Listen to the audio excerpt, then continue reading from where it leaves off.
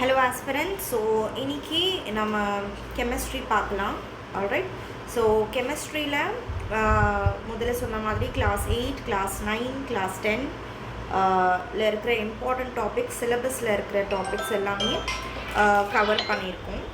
Okay, class பார்த்தீங்கன்னா class 8, 9 and 10. சரியா? Okay, இப்போது கிளாஸ்க்குள்ளே போகலாம். ஸோ ஃபர்ஸ்ட் டாபிக் பார்த்தீங்கன்னா மேட்டர். ஃபர்ஸ்ட் டாபிக் பார்த்தீங்கன்னா மேட்டர் அண்ட் அட்டாமிக் ஸ்ட்ரக்சர். ஓகேவா? ஸோ இதுதான் நம்மளோட first topic, matter and atomic structure. So let's get started. Okay, so matter is anything that has mass and occupies space. ஓகேவா? So anything that has mass and occupies space அப்படின்னா என்னென்னா, wait இருக்கணும்.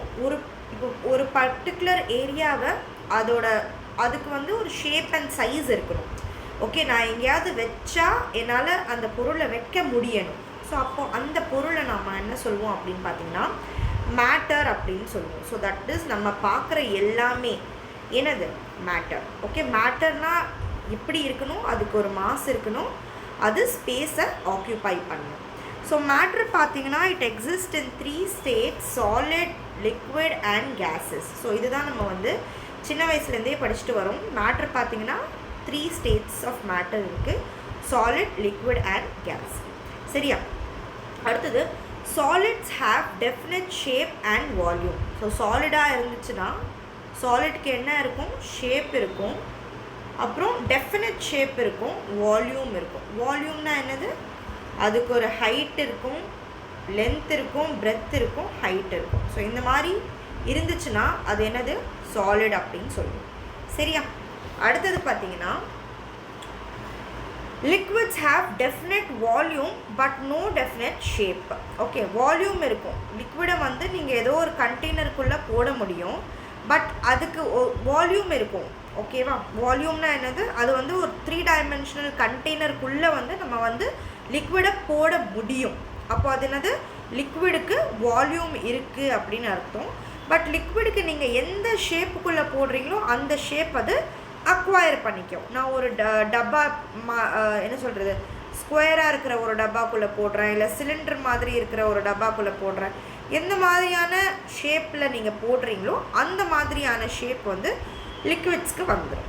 ஓகேவா? அதுதான். அதுக்கப்புறம் gases have neither definite shape nor definite volume அப்படின்னு சொல்கிறாங்க. So கேஸஸை நீங்கள் என்ன பண்ண முடியும், கம்ப்ரெஸ் பண்ணி ஒரு சிலிண்டருக்குள்ளே போட முடியும், தவிர கேஸுக்கு என்ன கிடையாது, வால்யூம் கிடையாது. அது நீங்கள் திறந்து விட்டிங்கன்னா அப்படியே பறக்கும். ஒரு பர்டிகுலரான லென்த்து பிரெத்துலாம் கிடையாது. அதுக்கு ஒரு ஷேப்பும் இல்லை. இதெல்லாம் பேசிக் டாபிக்ஸ், நம்மளுக்கு முன்னாடியே தெரிஞ்ச விஷயங்கள். Okay, elements are pure substance made up of only one kind of atom. So எலிமெண்ட்னா என்னது, ஃபார் எக்ஸாம்பிள் என்கிட்ட O2 இருக்குது அப்படின்னு வச்சுக்கோங்க. O2 என்னது, ஒரு எலிமெண்ட். தட் இஸ் என்கிட்ட O2ல எத்தனை ஆட்டம் இருக்குது, 2 ஆட்டம் இருக்குது. அந்த 2 ஆட்டமும் யாரோட ஆட்டம், 2 atoms ஆஃப் ஆக்சிஜன். ஆக்சிஜனோட 2 ஆட்டம் இருக்குது. அப்போ ஓ மட்டும் ஆக்சிஜனோட ஒரே ஒரு ஆட்டம் சொல்லுவோம். ஆக்சிஜனோட 2 ஆட்டம் கம்பைன் பண்ணோம்னா ஆக்சிஜன் எலிமெண்ட் ஆகிடும் அது. ஓகேவா? இப்போ காம்பவுண்ட்ஸ் அப்படின்னா என்னது, substance form by chemical combination or 2 or more elements. For example water பாருங்கள், H2O. இங்கே பாருங்கள், H2 இருக்குது. That is 2 atom of hydrogen, ஒரு atom of oxygen. Okay, so இது என்னது, வாட்டர் இஸ் அ காம்பவுண்ட். ஏன்னா என்கிட்ட ஹைட்ரஜனும் இருக்குது, ஆக்சிஜனும் இருக்குது. அப்போது வாட்டர் என்னது, ஒரு எலிமெண்ட் கிடையாது, காம்பவுண்ட். சரியா?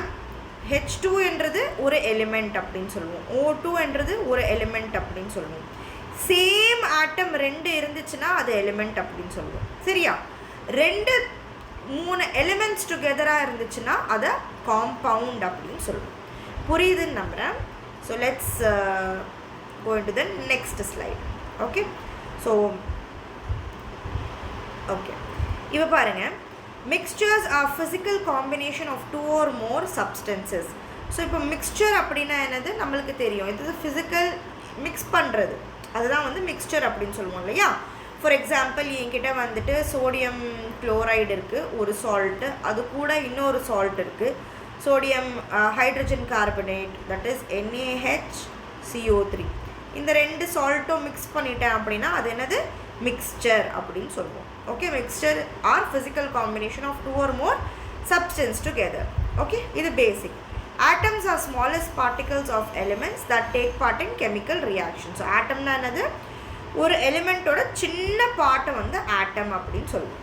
Okay, nucleus contains protons and neutrons, electron revolve around the nucleus. இது எல்லாருக்கும் நம்மளுக்கு பேசிக்ஸாக தெரியும். ஓகேவா? ஸோ இது ஒரு ஆட்டம் அப்படின்னா நடுவில் என்ன இருக்கும், நியூக்ளியஸ் இருக்கும். நியூக்ளியஸ்க்கு சரௌண்டிங்காக என்ன இருக்கும், சுற்றி என்ன இருக்கும், எலக்ட்ரான்ஸ் இருக்கும். இதுதான் வந்து ஒரு ஆட்டமோட ஸ்ட்ரக்சர் அப்படின்னு சொல்லுவோம். இந்த நியூக்ளியஸ்குள்ளே என்ன இருக்கும், ப்ரோட்டான்ஸும் நியூட்ரான்ஸும் இருக்குது. நியூக்ளியர் ஃபிசிக்ஸில் நம்ம பார்த்தோம். சரியா? இந்த ஸ்ட்ரக்சர் தான் ஒரு ஆட்டமோட ஸ்ட்ரக்சர். ஓகேவா? ஆட்டம்குள்ளே என்ன இருக்குது, நியூக்ளியஸ் இருக்குது. ஓகே, நியூக்ளியஸை சுற்றி என்ன இருக்குது, எலக்ட்ரான்ஸ் இருக்குது. நியூக்ளியஸ்குள்ளே ப்ரோட்டான்ஸும் நியூட்ரான்ஸும் இருக்குது. ஓகேவா? ஸோ இங்கே பாருங்கள், அடுத்த point, protons have positive charge, electrons have negative charge, neutron has no charge. சார்ஜே கிடையாது நியூட்ரான்ஸ்க்கு. புரியுதா? ஓகே, இது எல்லாமே தான் வந்து ஆட்டம்ஸ்குள்ளே இருக்குது. ஆல்ரைட், இன்னொன்று இது கூட நம்ம பார்த்தோம், அட்டாமிக் நம்பர்னா என்னது, number of protons in nucleus is called as atomic number. Mass நம்பர்னா என்னது, நம்பர் ஆஃப் ப்ரோட்டான்ஸும் நம்பர் ஆஃப் நியூட்ரான்ஸும் தான் சேர்ந்து மாஸ் நம்பர் அப்படின்னு சொல்லுவோம். இதெல்லாம் வந்து பேசிக்ஸ் நியூக்ளியர் ஃபிசிக்ஸ்லேயே நம்ம வந்து போன கிளாஸில் பார்த்தோம். சரியா? அடுத்தது ஐசோடோப்ஸ் பற்றி கூட நம்ம போன கிளாஸில் பார்த்தோம். ஸோ ஐசோடோப்னா என்னது, same element with same atomic number and different mass number, என்னது ஐசோடோப்ஸ். இன்னொன்று இருக்குது விச் இஸ் கால்ட் அப்படியே ஆப்போசிட், ஐசோபார்ஸ். ஐசோபார்ஸ்னா ஆட்டம்ஸ் ஆஃப் டிஃப்ரெண்ட் எலிமெண்ட். அங்கே என்னது ஐசோடோப்னா ஆட்டம்ஸ் ஆஃப் சேம் எலிமெண்ட். இங்கே பார்த்தீங்கன்னா ஆட்டம்ஸ் ஆஃப் சேம் எலிமெண்ட்னா ஃபார் எக்ஸாம்பிள் நான் XX வச்சுக்கிறேன்.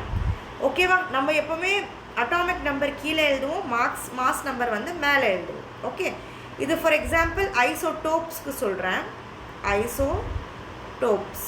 Okay, same atomic number but different mass number. Example சொல்கிறேன், AA வந்து அட்டாமிக் நம்பர், BB வந்து மாஸ் நம்பர்னு வச்சுக்கோங்க. ஓகேவா? So same atomic number but different mass number இப்படி இருக்கும். ஓகே, அட்டாமிக் நம்பர் என்ன, ரெண்டு எலிமெண்ட்டுக்கும் என்னது AA தான், பட் மாஸ் நம்பர் பார்த்தீங்கன்னா வேறு வேறு இருக்குது. ஸோ அப்போ இது என்னது ஐசோடோப்ஸ் அப்படின்னு சொல்லுவோம்.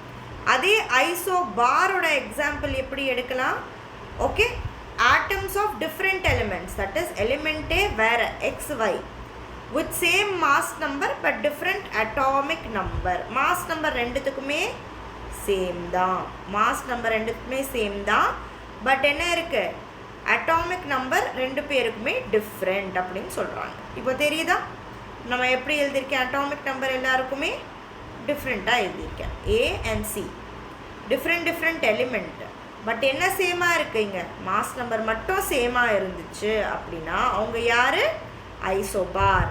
சரியா? அட்டாமிக் நம்பர் ரெண்டுமே சேமாக இருந்துச்சுன்னா அவங்க யார், ஐசோடோப். புரியுதுன்னு நான் நினைக்கிறேன். ஏதாவது டவுட் இருந்துச்சுன்னா நீங்கள் என்கிட்ட கேட்கலாம். எப்படி கேட்கலாம் அப்படின்னா, உங்களுக்கு வந்து என்னோடய காண்டாக்ட் டீட்டெயில்ஸ் தெரியும், நான் எண்டில் சொல்கிறேன், புதுசாக பார்க்குறவங்களுக்கு.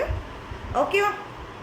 The atomic periodic table is based on the atomic number of elements. So atomic number base பண்ணி தான் periodic table வந்துட்டு உருவாக்கியிருக்காங்க அப்படின்னு சொல்கிறாங்க. சரியா?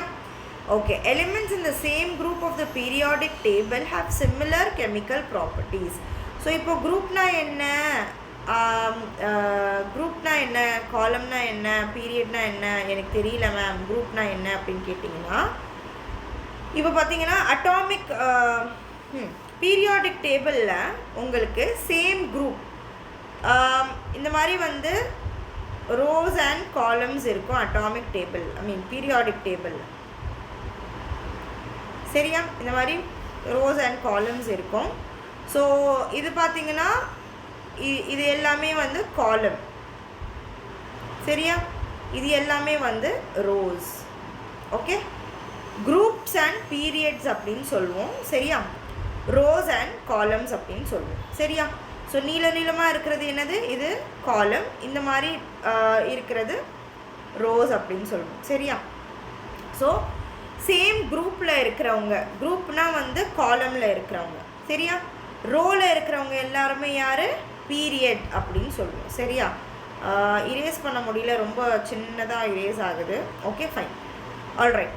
ஸோ அதுதான் ஒரே குரூப்பில், தட் இஸ் ஒரே காலமில் இருக்கிற எல்லா எலிமெண்ட்ஸும், ஃபார் எக்ஸாம்பிள் XXXYYY அப்படின்னு போடுறேன் நான். ஓகே, ஸோ இவங்க எல்லாருக்குமே என்ன இருக்கும், சிமிலர் ப்ராப்பர்ட்டிஸ் இருக்கும். சரியா, எல்லாருக்குமே சிமிலர் கெமிக்கல் ப்ராப்பர்ட்டிஸ் இருக்கும் அப்படின்னு சொல்கிறாங்க. ஓகேவா, அடுத்த பாயிண்ட் பாருங்கள்.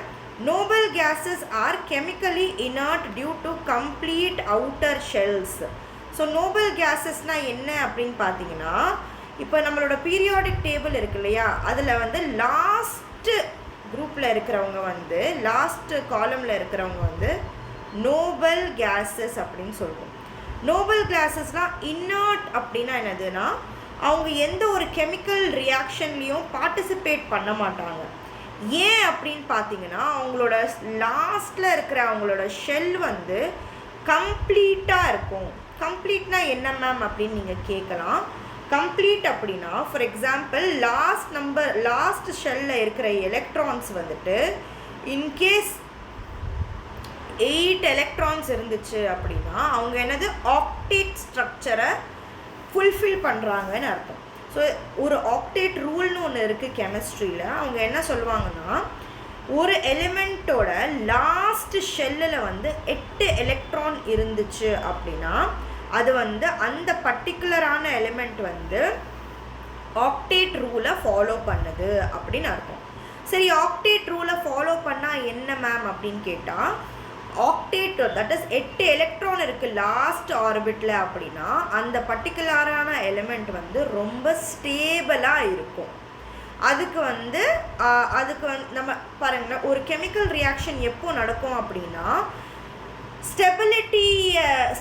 ஸ்டேபிள் ஆகிறதுக்காக தான், நிரந்தரமாக ரொம்ப ஸ்டேபிளாக இருக்கணும்னு சொல்லி தான் வந்து எலிமெண்ட்ஸ் வந்து மற்ற எலிமெண்ட்ஸ் கூட சேர்ந்து காம்பவுண்டாக மாறுவாங்க. சரியா, இங்கே ஃபார் எக்ஸாம்பிள் ஸ்டெபிலிட்டி இருக்குது அப்படின்னா அவங்க என்ன பண்ண மாட்டாங்கன்னா வேறு ஒரு கெமிக்கல் ரியாக்ஷனில் பார்ட்டிசிபேட்டே பண்ண மாட்டாங்க. நான் தான் ஸ்டேபிளாக, இப்போ என்கிட்ட வந்து காசு கம்மியாக இருந்தால், என்கிட்ட வந்து சரியான வருமானம் இல்லை அப்படின்னா நான் என்ன பண்ணுவேன், நான் வேலைக்கு போவேன், நான் நிறைய வந்து போராடுவேன், நான் வேலைக்கு போவேன், நான் ஏதாவது ஒரு ட்ரை பண்ணுவேன்.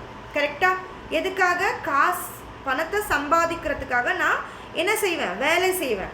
இப்போ என்கிட்ட எல்லா காசு இருக்குது, என்கிட்ட வந்து ஸ்பெசிஃபிக் அமௌண்ட் ஆஃப் காசு வந்து இருக்குது, எனக்கு தேவையே இல்லை, தேவைக்கு மீறிய காசு என்கிட்ட இருக்குது அப்படின்னா நான் என்ன பண்ணுவேன், எந்த ஒரு வேலையும் பண்ண மாட்டேன் இல்லையா. ஹைப்போதெட்டிக்கல் எக்ஸாம்பிள் சொல்கிறேன் இல்லையா. ஸோ நம்ம அந்த மாதிரியான காம்பவுண்ட்ஸ் தான் வந்து இன்னர்ட் காம்பவுண்ட்ஸ், நோபல் கேஸஸ். அவங்களுக்கு வந்து எந்த விதமான ஒரு இன்ஸ்டெபிலிட்டி கிடையாது, அவங்க ஸ்டேபிளாக இருக்காங்க. அதனால் அவங்க என்ன பண்ண மாட்டாங்க, கெமிக்கல் ரியாக்ஷனில் டேக் பார்ட் பண்ண மாட்டாங்க, எந்த ஒரு கெமிக்கல் ரியாக்ஷனுக்குள்ளேயும் ஈஸியாக போக மாட்டாங்க.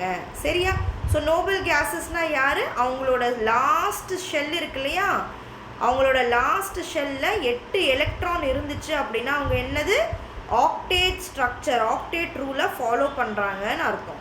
ஆக்டேட் ரூலை ஃபாலோ பண்ணாங்கன்னா அவங்க என்னவா இருப்பாங்க, ஸ்டேபிளாக இருப்பாங்க. புரியுதுன்னு நம்புகிறேன் இந்த பாயிண்ட். சரியா, அடுத்தது valency is a combining capacity of an atom. So valency அப்படின்னா என்னென்னா, அந்த ஆட்டம், அந்த பர்டிகுலர் ஆட்டம் வந்து எத்தனை எலக்ட்ரான்ஸை அதுக்குள்ளே இழுக்க முடிகிற கெப்பாசிட்டி இருக்குது. இப்போ ஃபார் எக்ஸாம்பிள் ஏதோ ஒரு ஆட்டம் இருக்குது என்கிட்ட எக்ஸ் அப்படின்னு, இந்த எக்ஸோட லாஸ்ட் ஷெல்லில் வந்து 2 பிளேஸ் இருக்குது, வேறு ஏதாவது ஒரு எலக்ட்ரான் வந்து உட்கார்றதுக்கு பிளேஸ் இருக்குதுன்னு வச்சுக்கோங்க. அப்போ இந்த எக்ஸ் எலிமெண்ட்டோட வேலன்சி என்னன்னு சொல்லுவேன், 2 அப்படின்னு சொல்லுவேன். ஏன், 2 எலக்ட்ரான் வெளியிலேருந்து வந்து உட்காரலாம். ஸோ அந்த கெப்பாசிட்டியை தான் என்னன்னு சொல்லுவோம், தட் இஸ் வெளியிலேருந்து ஒரு எலக்ட்ரான் வந்து இங்கே உட்கார முடியும். சரியா, அதுதான் வேலன்சி அப்படின்னு சொல்லுவோம். சரியா, so valency is the combining capacity of atom. ஒரு ஆட்டம்குள்ளே எத்தனை எலக்ட்ரான் உங்களால் உள்ளே போட முடியும், அதுதான் வந்து வேலன்சி அப்படின்னு சொல்கிறோம். சரியா? ஓகே. அடுத்த point, chemical bonds are of 3 types. So இது வரைக்கும் நம்ம என்ன பேசணும், ஆட்டம்னா என்னென்னு பார்த்தோம், எலிமெண்ட்னா என்னென்னு பார்த்தோம், காம்பவுண்ட்னா என்னென்னு பார்த்தோம், மாஸ் நம்பர்னா என்ன, அட்டாமிக் நம்பர்னா என்ன, குரூப்னா என்ன, பீரியட்னா என்ன, காலம் அண்ட் ரோஸை பற்றி பார்த்தோம். அதுக்கப்புறம் நோபல் கேஸஸ் பற்றி பார்த்தோம் இல்லையா? இப்போ பார்க்க போகிறது என்னென்னா, எப்படி வந்து இந்த 2 எலிமெண்ட்ஸும் 2 ஆட்டமும் கம்பைன் ஆகி ஒரு காம்பவுண்டாக மாறுறாங்க, எப்படி வந்து இந்த என்ன சொல்கிறது கெமிக்கல் ரியாக்ஷன்லாம் எப்படி நடக்குது அப்படின்னு நம்ம பார்க்க போகிறோம். ஸோ கெமிக்கல் ரியாக்ஷன் பார்த்திங்கன்னா 3 வகையான பாண்டிங் நடக்கும். ஒன்று வந்து அயானிக் பாண்ட், ஓகே, இன்னொன்று வந்து கோவேலண்ட் பாண்ட், இன்னொன்று வந்து மெட்டாலிக் பாண்ட் அப்படின்னு சொல்கிறாங்க. அயானிக் பாண்ட்னா என்ன? சரி, அடுத்த ஸ்லைடில் இதோட இன்ஃபர்மேஷன் இருக்கான்னு பார்ப்போம். இல்லைன்னா நம்ம வந்து இல்லை, ஓகே, நானே உங்களுக்கு எக்ஸ்பிளைன் பண்ணுறேன். அட்டாமிக் பாண்ட்னா என்னது, அயானிக் பாண்ட்னா என்னென்னு. Sorry, okay. அயானிக் பாண்ட் அப்படின்னா, ஃபார் எக்ஸாம்பிள் என்கிட்ட பார்த்தீங்கன்னா 2 எலிமெண்ட் இருக்குது, ஏ அண்ட் பி. சரியா? ஏ கிட்ட பார்த்தீங்கன்னா எக்ஸ்ட்ரா 2 எலக்ட்ரான் இருக்குது. ஓகே, ஸோ 2e- அப்படின்னு போடுவோம். நம்ம எக்ஸ்ட்ரா எலக்ட்ரான்ஸ் இருந்தோம்னா மைனஸ் போடணும், எலக்ட்ரான்ஸ் கம்மியாக இருக்குன்னா ப்ளஸ் போடுவோம். ஏன் எலக்ட்ரான் வந்து நெகட்டிவ்லி சார்ஜ், அதனால தான் நெகட்டிவ் சைன் போடுவோம், அதிகமான எலக்ட்ரான்ஸ் இருக்குது அப்படின்னா. இப்போ பியில் பார்த்தீங்கன்னா 2 எலக்ட்ரான்ஸ் வந்து கம்மியாக இருக்குது என்கிட்ட, 2 எலக்ட்ரான்ஸோட டெஃபிஷியன்சி இருக்குது. அப்போ இது என்ன பண்ணுவாங்க, இந்த எலிமெண்ட்டும் ஏ ஆட்டமும் என்ன பண்ணுவாங்கன்னா, ஏ ஆட்டம் என்ன பண்ணும், இது கிட்ட இருக்கிற எக்ஸ்ட்ரா எலக்ட்ரான்ஸ் இந்த பி ஆட்டமுக்கு கொடுக்கும். ஸோ அப்போ இது என்ன ஆகிடும், ஏ வந்து நியூட்ரல் ஆகிடும், அதுக்கிட்ட எக்ஸ்ட்ரா எலக்ட்ரான்ஸும் இல்லை, கம்மியான எலக்ட்ரான்ஸும் இல்லை. பி கிட்ட வந்து 2 எலக்ட்ரான்ஸ் கம்மியாக இருந்தது. ஸோ ஏ கிட்ட இருந்து பி 2 எலக்ட்ரான்ஸ் எடுத்ததுனால பியும் நியூட்ரல் ஆயிடுச்சு. அப்போது ஏபி என்னவாயிடுச்சு, ஒரு காம்பவுண்ட் ஆயிடுச்சு. புரியுதா? எக்ஸ்ட்ரா என்கிட்ட எலக்ட்ரான்ஸ் இருந்தா, இல்லைனா என்கிட்ட எலக்ட்ரான்ஸ் கம்மியாக இருந்தால், நான் பக்கத்தில் இருக்கிற ஆட்டம் கிட்டேருந்து வாங்குறது தான் அயானிக் பாண்டிங் அப்படின்னு சொல்லுவாங்க. புரியுதா? இப்போ கோவேலண்ட் பாண்ட் அப்படின்னா என்ன அப்படின்னு பார்த்தீங்கன்னா, கோவேலண்ட் பாண்ட்னா ஷேரிங் ஆஃப் எலக்ட்ரான்ஸ் தான் வந்து. இது வந்து அயானிக் பாண்டு நம்ம என்ன சொல்லுவோம், ட்ரான்ஸ்ஃபர் ஆஃப் எலக்ட்ரான்ஸ் அப்படின்னு சொல்லுவோம். ஸோ ஒரு இடத்துல இருந்து இன்னொரு இடத்துக்கு நம்ம ட்ரான்ஸ்ஃபர் பண்ணுறோம் எலக்ட்ரான்ஸை. ஸோ அதனால் அது ட்ரான்ஸ்ஃபர் ஆஃப் எலக்ட்ரான்ஸ் அப்படின்னு சொல்லுவோம். கோவேலண்ட் பாண்டுக்கு ஷேரிங் ஆஃப் எலக்ட்ரான்ஸ் அப்படின்னு சொல்லுவோம். சரியா? எதுக்காக மேம் இதை ஷேரிங் அப்படின்னு சொல்கிறேன் அப்படின்னா, ஃபார் எக்ஸாம்பிள் பாருங்கள், என்கிட்ட ஏ ஒரு காம்பவுண்ட் இருக்குது, பி ஒரு காம்பவுண்ட் இருக்குது, ஓகேவா?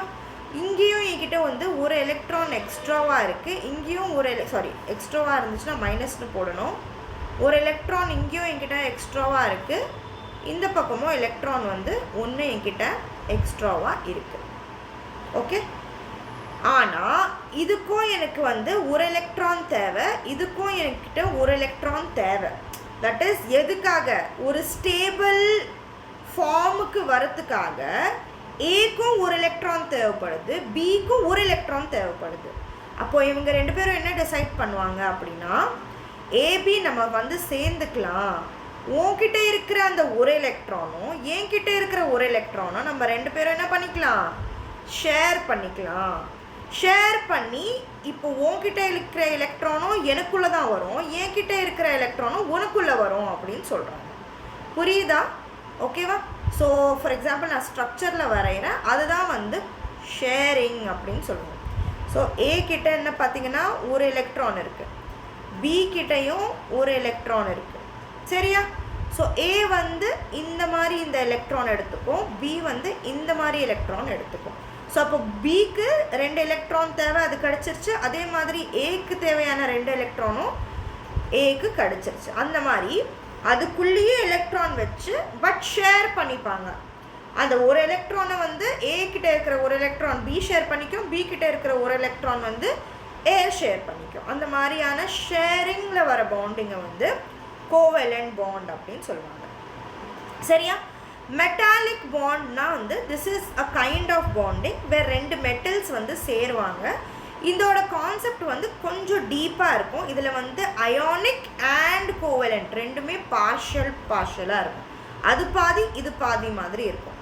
அந்த மாதிரியான பாண்டிங் தான் மெட்டாலிக் பாண்டிங். சரியா? ஓகே, அடுத்த டாபிக் பார்த்தீங்கன்னா acid, bases and salts. Okay, so acids அப்படின்னா என்னன்னு பார்த்தீங்கன்னா, acids are substances that produce hydrogen ions, that is H plus ions in an aqueous solution. சரியா? aqueous solutionனா ஒரு கைண்ட் ஆஃப் லிக்விட் சொல்யூஷன் வச்சுக்கோங்க. இப்போ நான் என்கிட்ட ஒரு சொல்யூஷன் இருக்குது, ஓகேவா? ஆசிட் சொல்யூஷன் இருக்குதுன்னு வச்சுக்கோங்க. ஆசிட் சொல்யூஷனில் வந்து ஃபார் எக்ஸாம்பிள் நான் ஆசிடை பிரிக்கிறேன், தட் இஸ் aqueous சொல்யூஷன்னா நான் வந்து ஃபார் எக்ஸாம்பிள் ஹைப்போதெட்டிக்கல் எக்ஸாம்பிள், சரியா? ஒரு லிக்விடுக்குள்ளே வந்து நான் ஆசிடை போடுறேன் அப்படின்னா அந்த பர்டிகுலர் லிக்விட் வந்து ஆசிட் தான் அப்படின்னு நான் எப்படி கண்டுபிடிப்பேன் அப்படின்னா, அது வந்து வெறும் ஹைட்ரஜன் ஆட்டம்ஸை வந்து ரிலீஸ் பண்ணும், ஹெச் ப்ளஸ் அயானை ரிலீஸ் பண்ணும். ஒரு அக்வேஸ் சொல்யூஷனில் நான் ஆசிடை போட்டேன் அப்படின்னா அது ஆசிடா அப்படின்னு டெஸ்ட் பண்ணோன்னா என்ன நடக்கணும்? ஹெச் ப்ளஸ் அயான்ஸ் வந்து ரிலீஸ் ஆகும். அப்போ அது என்னது? அந்த பர்டிகுலர் சப்ஸ்டன்ஸ் வந்து ஆசிட் அப்படின்னு அர்த்தம். சரியா? அதே மாதிரி bases are substance that produce hydroxide ions. அதே வந்து என்கிட்ட பேசிக் சொல்யூஷன் இருக்குது. ஃபார் எக்ஸாம்பிள் NaOH இருக்கு இல்லையா? இது என்னது? பேஸ் அப்படின்னு சொல்லுவோம். ஓகேவா? இது எடுத்து நான் ஒரு அக்வேஸ் சொல்யூஷன், ஒரு தண்ணி மாதிரியான ஒரு சொல்யூஷனுக்குள்ளே நான் போட்டேன் அப்படின்னா எனக்கு என்ன வெளியே வரும்? OH மைனஸ் அயான்ஸ் வந்து வெளியே வரும். For example H plus ions வெளியே வருதுன்னா நான் ஆட் பண்ண லிக்விட் என்னது? ஆசிட்னு அர்த்தம். இல்லை, நான் அக்வேஸ் சொல்யூஷனில் ஒரு லிக்விட் ஆட் பண்ணுறேன், அது OH மைனஸ் அயான்ஸ் வெளியே தருது அப்படின்னா அது என்னென்னு அர்த்தம்? அது வந்து ஒரு பேஸ் அப்படின்னு அர்த்தம். புரியுதா? அடுத்தது salts are formed when acid reacts with bases. So ஆசிடும் பேஸும் வந்து ரியாக்ட் ஆச்சுன்னா அது என்ன கொடுக்கும்? நம்மளுக்கு ஒரு சால்ட் கொடுக்கும். இது ரொம்ப ரொம்ப ரொம்ப இம்பார்ட்டன்ட். இந்த ரியாக்ஷனை என்னன்னு சொல்லுவோம்? நியூட்ரலைசேஷன் ரியாக்ஷன் அப்படின்னு சொல்லுவோம். சரியா? ஃபார் எக்ஸாம்பிள் எனக்கு வந்து என் வயிற்றில் அசிடிட்டி ஆகிடுச்சுன்னு வச்சுக்கோங்க. ஓகே, ஸோ எங்கள் வயிற்றில் என்ன ஆசிட் இருக்குது? ஹைட்ரோக்ளோரிக் ஆசிட் இருக்குது. சரியா? ஸோ என் வயிற்றில் வந்து அசிடிட்டி ஆகிடுச்சு அப்படின்னா நம்ம என்ன குடிப்போம்? ஜெலுசில்லாம் குடிப்போம் இல்லையா? ஜெலுசில் என்னது? ஒரு பேஸ். ஃபார் எக்ஸாம்பிள் நான் ஒரு பேஸ் சொல்கிறேன், KOH, பொட்டாசியம் ஹைட்ராக்சைடு. சரியா? ஸோ இப்போ என்ன நடக்கும் வயிற்றுக்குள்ளே அப்படின்னு பார்த்தீங்கன்னா, KCl ஒரு சால்ட் ஃபார்ம் ஆகி HOH வந்து தண்ணியாக ஃபார்ம் ஆகிடும். ஸோ தனியாக என்ன வெளியே வரும்? KCl plus H2O. KCl என்னது? Potassium chloride. இது என்னது? ஒரு சால்ட். புரியுதா? ஸோ ஒரு ஆசிடும் ஒரு பேஸும் ரெண்டுமே கம்பைன் ஆச்சுன்னா எனக்கு என்ன கொடுக்குது? சால்ட் அண்ட் வாட்டர் கொடுக்குது. ஸோ சால்ட் ஃபார்ம் ஆகிற இந்த ரியாக்ஷனை என்னன்னு சொல்லுவோம்? நியூட்ரலைசேஷன் அப்படின்னு சொல்லுவோம். சரியா? அடுத்தது strong acid completely dissociate in water. Dissociate அப்படின்னா என்னது? பிரிஞ்சு வருந்துருவாங்களாம். ஓகேவா? அதுதான் வந்து டிசோசியேட். ரொம்ப ஸ்ட்ராங்கான ஆசிட் இருந்துச்சுன்னா தண்ணியில் அது பிரிஞ்சிரும் அப்படின்னு சொல்கிறாங்க. ஓகேவா? அடுத்த பாயிண்ட் வீக் ஆசிட்ஸ். இது ரொம்ப இம்பார்ட்டன்ட் பாயிண்ட்மா, நோட் பண்ணிக்கோங்க. Weak acid only partially dissociate in water. Weak ஆசிடோட எக்ஸாம்பிள் அசிட்டிக் ஆசிட். ரொம்ப கம்மியான பிரிப்பு தான் நடக்கும் இங்கே, ஸ்பிளிட்டிங் அப்படின்னு வச்சுக்கோங்களேன். சரியா? அடுத்தது strong bases completely dissociate in water. அதே மாதிரி பேஸ், ஓகேவா, NaOH, KOH இதெல்லாம் வந்து ஸ்ட்ராங்காக இருந்தால் கம்ப்ளீட்டாக டிசோசியேட் ஆகிடுவாங்க, பிரிஞ்சிருவாங்க தண்ணிக்குள்ளே அப்படின்னு சொல்கிறாங்க. அதே மாதிரி weak bases partially dissociate in water. ஓகேவா? அடுத்தது pH is a measure of hydrogen ion concentration. ரொம்ப இம்பார்ட்டன்ட்.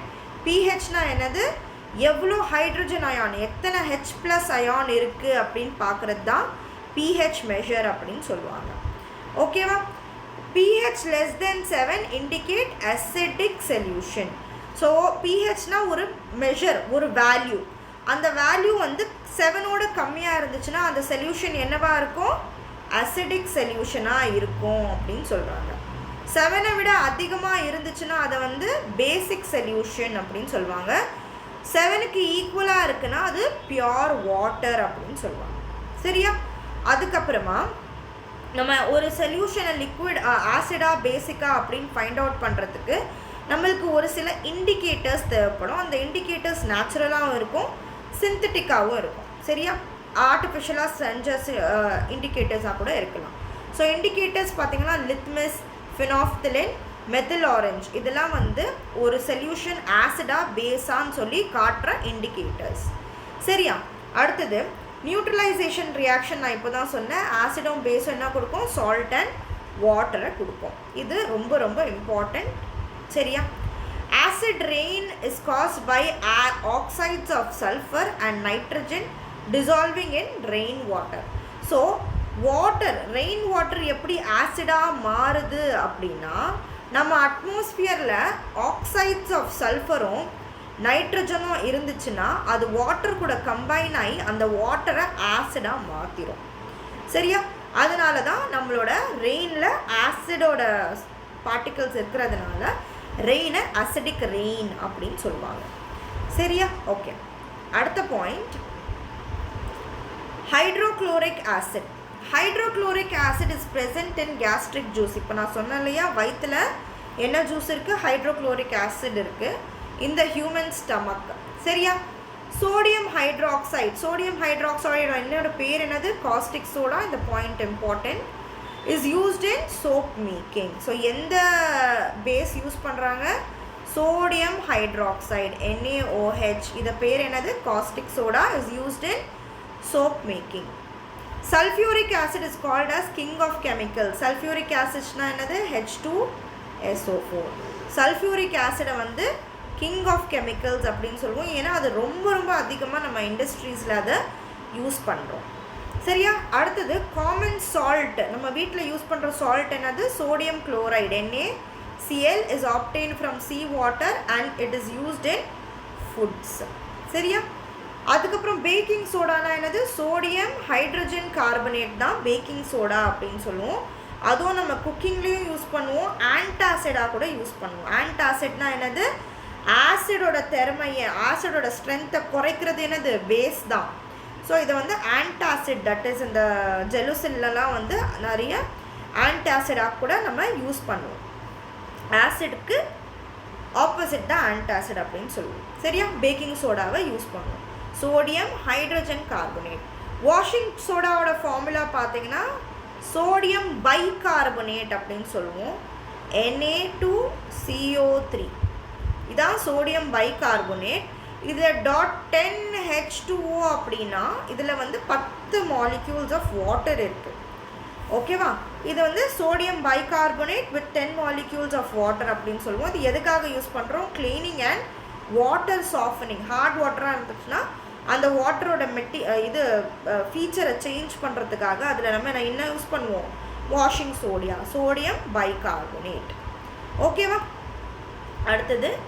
அடுத்த டாபிக் எலிமெண்ட்ஸ் அண்ட் காம்பவுண்ட்ஸ். சரியா? ஓகே. எலிமெண்ட்ஸ் அண்ட் காம்பவுண்ட்ஸ் வந்து இன்னும் கொஞ்சம் டீப்பராக நம்மளோட பீரியாடிக் டேபிளில் இருக்கிற காம்பவுண்ட்ஸை பற்றி நம்ம இன்னும் கொஞ்சம் டீப்பராக பார்ப்போம். ஓகேவா? இது எல்லாமே க்ரக்ஸ் ஆஃப் த என்ன சொல்கிறது, உங்களோட என்டையர் சிலபஸோட க்ரக்ஸ் தான். ஓகேவா? ஒரு particular topic, that is 9th ஸ்டாண்டர்டில் இருக்கிற ஒரு பர்டிகுலர் டாப்பிக்கை வந்து சமரைஸ் பண்ணி அதோட எசன்ஸ் மட்டும் நம்ம எடுக்கிறது. சரியா? ஸோ ரொம்ப இம்பார்ட்டண்ட். இந்த மட்டும் நீங்கள் ரிவைஸ் பண்ணிங்கனாலே உங்களுக்கு ரொம்ப ரொம்ப ஹெல்ப்ஃபுல்லாக இருக்கும். சரியா?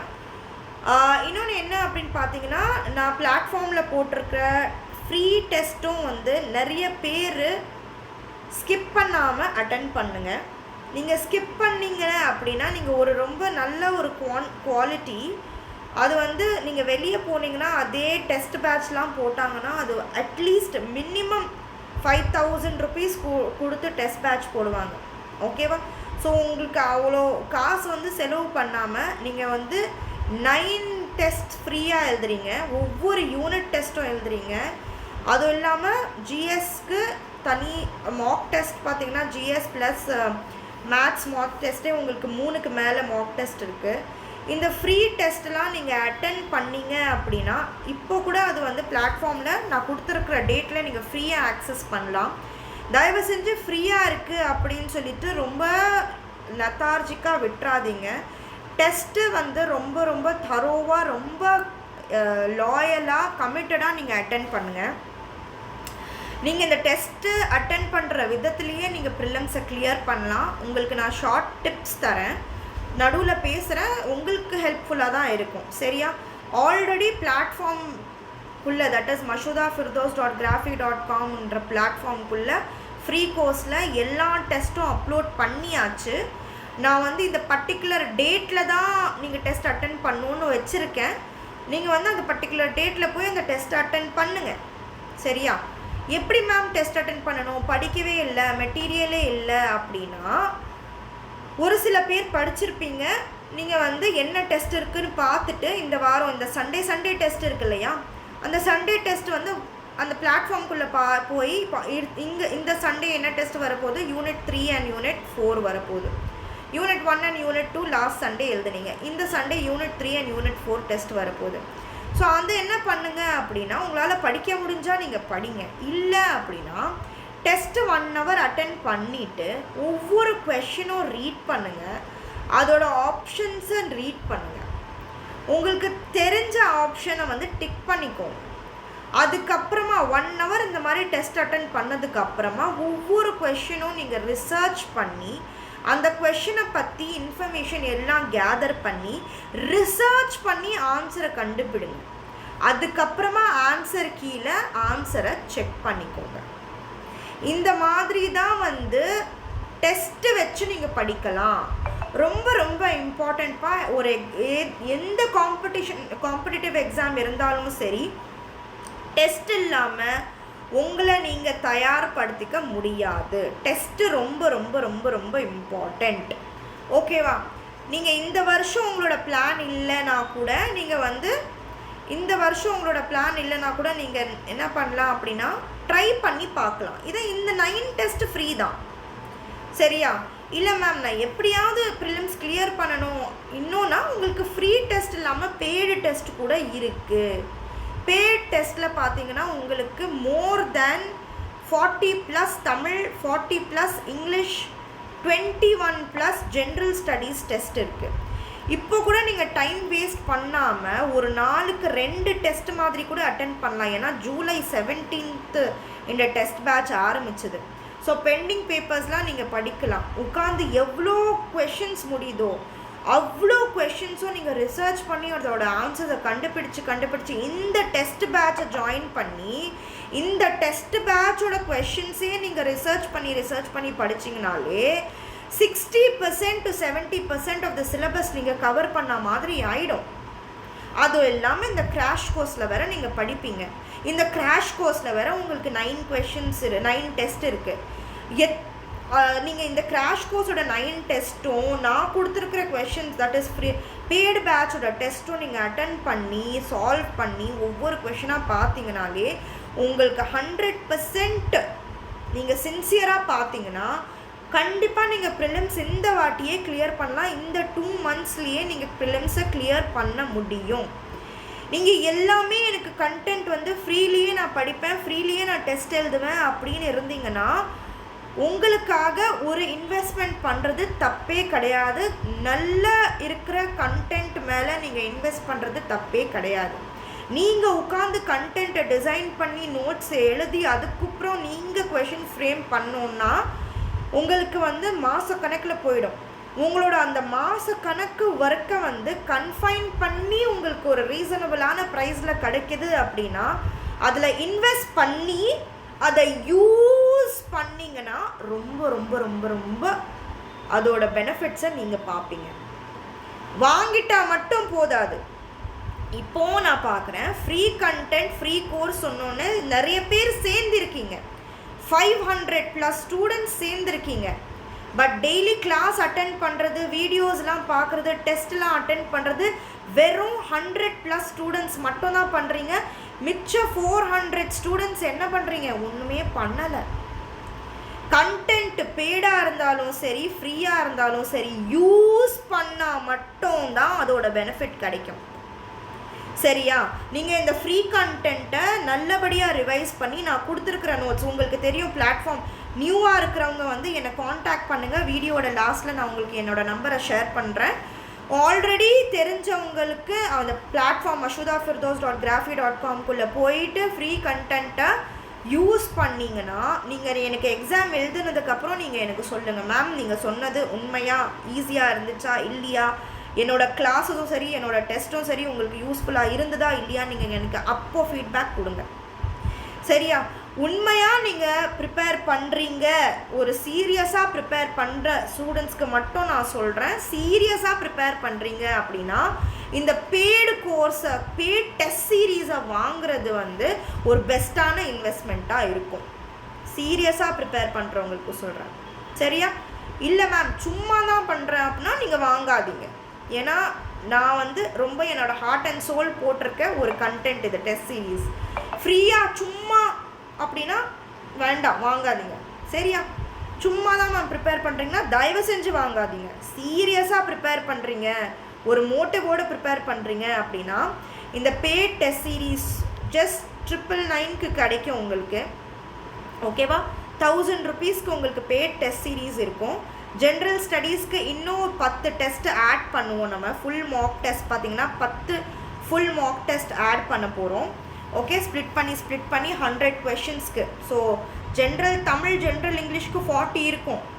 ஜிஎஸ்க்கு பார்த்தீங்கன்னா இப்போதைக்கு 21 டெஸ்ட் இருக்குது. இன்னொரு 10 டெஸ்ட் ஆட் பண்ணோம் அப்படின்னா 31 டெஸ்ட் இருக்கும் ஜிஎஸ்க்கு.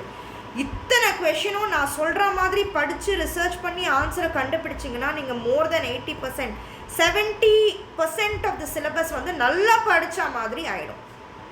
ஸோ டைம் வேஸ்ட் பண்ணலை. நான் சீரியஸாக இருக்கிறவங்களுக்கு ஒரு அட்வைஸ் கொடுத்துருக்கேன், அவ்வளோதான். சரியா? ஓகே, போகலாம். The periodic table is a systematic arrangement of elements based on atomic number. So atomic number base பண்ணி அரேஞ்ச் பண்ணியிருக்கிறது தான் பீரியாடிக் டேபிள் அப்படின்னு சொல்லுவோம். ஓகேவா? அடுத்தது யார் இந்த பீரியாடிக் டேபிள் கொண்டு வந்தால்? மீத்ரி மெண்டலீவ்ஸ் பீரியாடிக் டேபிள் அப்படின்னு சொல்லுவோம். இவர் வந்து 1869 கொண்டு வந்தார். On the base of what? Atomic mass. சரியா? இவர் வந்து பீரியாடிக் டேபிளோட ஒரு லா கொண்டு வந்தார். அந்த லா என்ன அப்படின்னு பார்த்தீங்கன்னா, the properties of elements are periodic functions of their atomic numbers. ஓகேவா? ப்ராப்பர்ட்டிஸ் ஆஃப் எலிமெண்ட்ஸ்னால் ஒவ்வொரு எலிமெண்ட்டோட ஒவ்வொரு ப்ராப்பர்ட்டியும் அதோட அட்டாமிக் நம்பரை ரிலேட்டடாக இருக்குது அப்படின்னு சொல்லியிருக்காரு. சரியா? அட்டாமிக் நம்பருக்கும் பீரியாடிக் எலிமெண்ட்ஸோட ப்ராப்பர்ட்டிஸ்க்கும் க்ளோஸ் ரிலேஷன் இருக்குது அப்படின்னு சொல்லியிருக்காரு. சரியா? அடுத்தது modern periodic table was given by Moseley in 1913. இந்த இன்ஃபர்மேஷன்லாம் factual information. The table has 18 groups, vertical columns. நான் சொன்னேன் இல்லையா, இந்த மாதிரி இருக்கிறது என்னது? காலம்ஸ் என்ன சொல்வோம்? குரூப்ஸ் அப்படின்னு சொல்வோம். அதுக்கப்புறம் 7 periods இந்த மாதிரி இருக்கு இல்லையா, இதை வந்து 7 periods அப்படின்னு சொல்லுவோம். ஓகேவா? இது பீரியட்ஸ். இந்த மாதிரி இருக்கிறது என்னது? குரூப்ஸ். சரியா? ஓகே, அடுத்தது okay, elements in the same group have similar valencies and properties. So வேலன்சினா என்ன அப்படின்னு நான் சொன்ன முன்னாடியே. வேலன்சி அப்படின்னா என்னது? கெப்பாசிட்டி, எத்தனை எலக்ட்ரான்ஸ் அதனால் வந்து வெளியில இருந்து எடுக்க முடியும் ஒரு பர்டிகுலர் எலிமெண்ட்னால அப்படின்னு சொல்கிறாங்க. Metals are found on left side and non metals are found on the right side of the table. So table இப்படி இருக்குன்னா இது லெஃப்ட் சைடு, இது ரைட் சைடு. லெஃப்ட் சைடில் என்ன இருக்குது? மெட்டல்ஸ்லாம் அரேஞ்ச் பண்ணியிருக்காங்க. ரைட் சைடில் என்ன அரேஞ்ச் பண்ணியிருக்காங்க? நான் மெட்டல்ஸ்லாம் அரேஞ்ச் பண்ணியிருக்காங்க அப்படின்னு சொல்கிறார். அடுத்தது மெட்டலாய்ட்ஸ் அப்படின்னா என்னது? ரெண்டுமே சேர்ந்தது. மெட்டல்ஸ் அண்ட் நான் மெட்டல்ஸ் ரெண்டுமே சேர்ந்த மாதிரி இருக்கிற ப்ராப்பர்ட்டிஸ் இருக்கிற எலிமெண்ட்ஸை மெட்டலாய்ட்ஸ் அப்படின்னு சொல்லுவோம். ஓகேவா? அதுவும் நடுவில் இருக்கும். ஓகேவா? அடுத்தது alkali metals group 1 are highly reactive and form strong base. Important question. group 1 அப்படினா இந்த periodic table இருக்கிற first group வந்து alkali metals அப்படினு சொல்லுவோம். அவங்க ரொம்ப ரியாக்டிவான metals. ஏன் அப்படினு பாத்தீங்கன்னா அவங்களோட லாஸ்ட் ஷெல்லில் இருக்கு இல்லையா, லாஸ்ட் ஷெல்லில் இருக்கிற எலக்ட்ரான்ஸ் வந்துட்டு ஸ்டேபிளாக இருக்காது.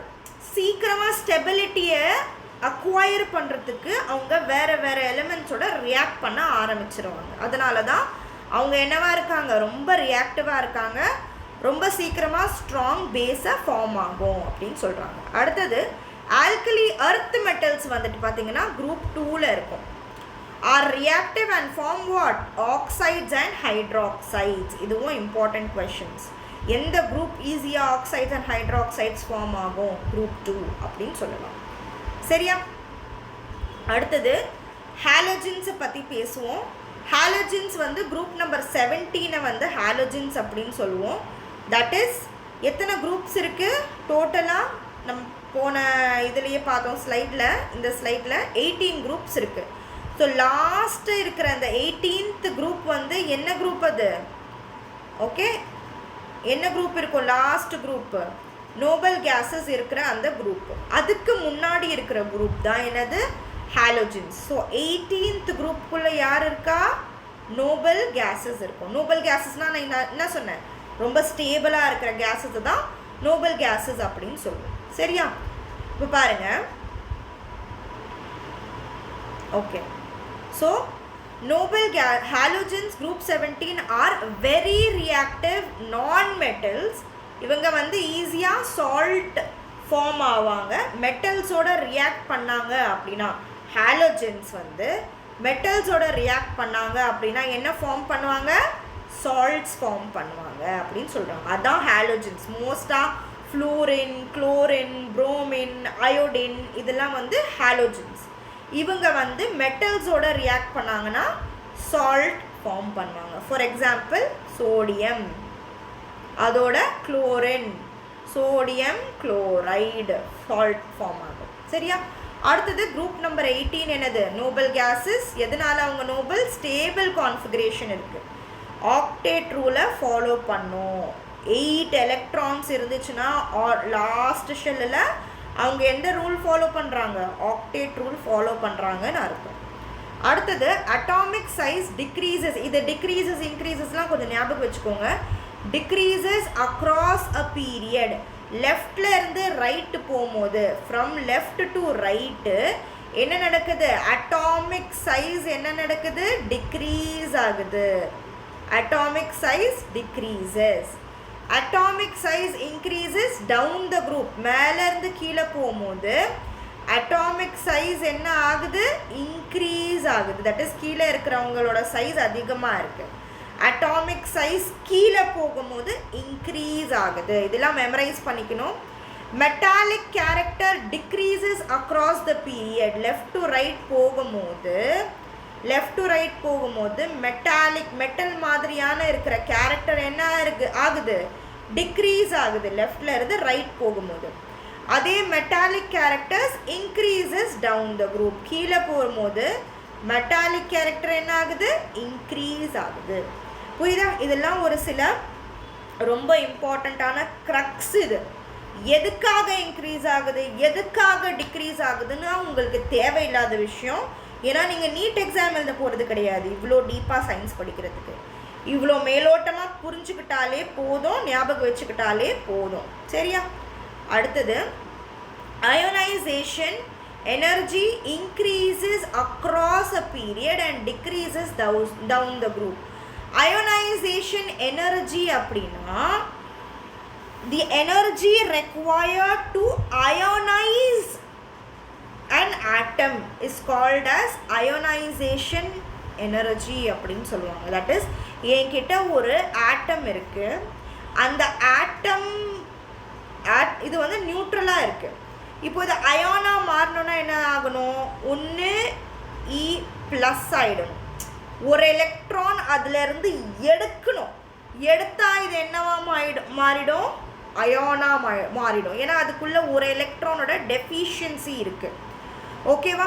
ஸோ அயோனைசேஷன் எனர்ஜின்னு என்னது, எனர்ஜி அந்த பர்டிகுலர் ஆட்டமை அயானா மாத்திரத்துக்கு எனக்கு தேவைப்படுற எனர்ஜி வந்து லெஃப்ட்லேருந்து ரைட் வரைக்கும் அந்த பீரியடில் வந்து லெஃப்ட் டு ரைட் போகும்போது என்ன ஆகிடுது, இன்க்ரீஸ் ஆகுது. அதிகமான எனர்ஜி தேவைப்படுது லெஃப்ட்லேருந்து ரைட்டு. ஒவ்வொரு எலிமெண்ட்லேயும் அந்த எலிமெண்ட்டை அயோனைஸ் பண்ணுறதுக்கு லெஃப்ட்லேருந்து ரைட் போகிறப்போ அந்த எலிமெண்ட்ஸை அயோனைஸ் பண்ணுறதுக்கு எனக்கு அதிகமான எனர்ஜி தேவைப்படுது. அப்போது ionisation energy increases across the period. லெஃப்ட்லேருந்து ரைட் போகிறப்போ ஒரு எலிமெண்ட் இருக்குது, for example X, Y, Z இந்த மாதிரி இருக்குது. ஸோ எக்ஸுக்கு அயானா மாற்றணும் அப்படின்னா எனக்கு வந்து அதிகமான அயோனா மாற்றணும்னா ஒரு எனர்ஜி தேவை. அந்த எனர்ஜி பார்த்தீங்கன்னா வையை அயோனா மாற்றுறதுக்கு, வையை ஒரு அயோனா மாற்றுறதுக்கு அந்த எனர்ஜி வந்து இன்னும் கொஞ்சம் அதிகமாக தேவைப்படுது. அதே ஜெட்டை ஒரு அயோனா மாற்றுறதுக்கு இன்னும் கொஞ்சம் எனர்ஜி தேவைப்படுது. ஸோ லெஃப்ட்லேருந்து ரைட்டுக்கு எனக்கு என்ன ஆகுது, அயனைசேஷன் எனர்ஜி வந்து இன்க்ரீஸ் ஆகிட்டே போகுது. அதே டவுன் த குரூப் மேலேருந்து கீழே வர்றப்போ எனக்கு அயனைசேஷன் எனர்ஜி என்ன ஆகுது, டிக்ரீஸ் ஆகுது. சரியா? அயனைசேஷன் எனர்ஜினா என்னது, ஒரு ஆட்டமை அயோனா மாத்திரத்துக்கு தேவையான எனர்ஜியை அயோனைசேஷன் எனர்ஜி அப்படின்னு சொல்லுவோம். சரியா? அடுத்தது electron affinity increases across a period, decreases down the group. Affinity அப்படின்னா பிடிக்கும், எனக்கு ரொம்ப பிடிக்கும் அப்படின்னு சொன்னால் I'm very I have an affinity towards chocolates அப்படின்னு சொல்லுவோம் இல்லையா, எனக்கு ரொம்ப பிடிக்கும். So electron affinity increases across the period. That is electrons ஓட need வந்து பீரியட்ல லெஃப்ட் டு ரைட் போகும்போது இன்க்ரீஸ் ஆகுது, மேலேருந்து கீழே வரும்போது டிக்ரீஸ் ஆகுது. சரியா?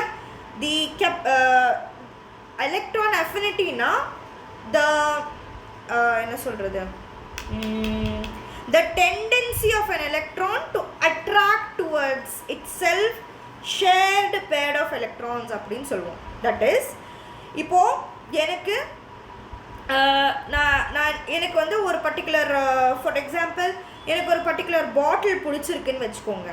ஓகே, நான் என்ன பண்ணுவேன், நான் அது சீக்கிரமாக வாங்குவேன் இல்லையா, எனக்கு பிடிச்சிருக்குன்னா நான் என்ன பண்ணுவேன், சீக்கிரமாக வாங்குவேன். ஸோ அதே மாதிரி பார்த்தீங்கன்னா தட் இஸ் எலிமெண்ட்ஸ் வந்து லெஃப்ட் டு ரைட்ஸ் போகும்போது எலக்ட்ரான்ஸ் பிடிக்கிற எலிமெண்ட்ஸ் வந்து அதிகமாக இருக்குது. ஸோ எக்ஸு, ஒய், ஜெட் இந்த மாதிரி இருக்காங்கன்னு வச்சுக்கோங்க பீரியடில். எக்ஸுக்கும் எலக்ட்ரான்ஸ் பிடிக்கும், பட் ஒய்க்கு வந்து அதுக்கும் மேலே எலக்ட்ரான்ஸ் பிடிக்கும். ஸோ அது என்ன பண்ணும், இன்னும் சீக்கிரமாக எலக்ட்ரான்ஸை புல் பண்ணிக்கும் அதுக்கிட்ட. அதே மாதிரி ஜெட்டுக்கு வந்து இன்னும் அதிகமாக எலக்ட்ரான்ஸை பிடிக்கும். ஸோ அதனால் வையை விட அதிகமாக சீக்கிரமாக எலக்ட்ரான்ஸை அதை புல் பண்ணிக்கும்.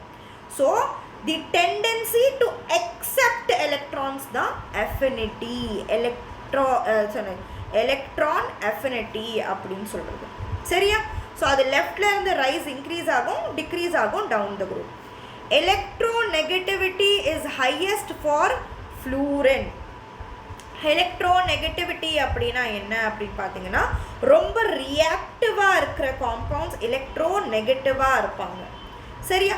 So electronegativity is highest in fluorine. So அதனால் ரொம்ப மோஸ்ட் ரியாக்டிவ் நான் மெட்டல் எது, ஃப்ளூரின் அப்படின்னு சொல்கிறோம். சரியா? The periodic table helps in predicting properties, reaction, trends of elements. So periodic table வச்சு நம்ம என்னென்ன பண்ணலாம், எலிமெண்ட்ஸோட ப்ராப்பர்ட்டிஸ் படிக்கலாம், எப்படி ரியாக்ஷன் பண்ணுறாங்கன்னு படிக்கலாம், அவங்களோட ட்ரெண்ட்ஸ் எப்படி இருக்குது எல்லாம் நம்ம படிக்க முடியும் அப்படின்னு சொல்கிறோம். சரியா? அடுத்தது மெட்டல்ஸ் அண்ட் நான் மெட்டல்ஸை பற்றி பார்ப்போம். Metals and non metals. சரியா? அடுத்தது okay, metals and non metals. Metals are elements that R generally shining, malleable, ductile and good conductors of heat and electricity. ஷைனிங்காக இருக்கும், மீலியபிளாக இருக்கும். மீலியபிள்னால் என்ன பண்ணலாம், நம்ம மீலியபிள்னால் என்னென்னா அது வந்து எந்த ஷேப்லேயும் நம்ம வந்து அதை ட்விஸ்ட் பண்ண முடியும். டக்டைல்னாலும் என்னது, டக்டைல் அப்படின்னா ஒரே ஒரு நிமிஷம்.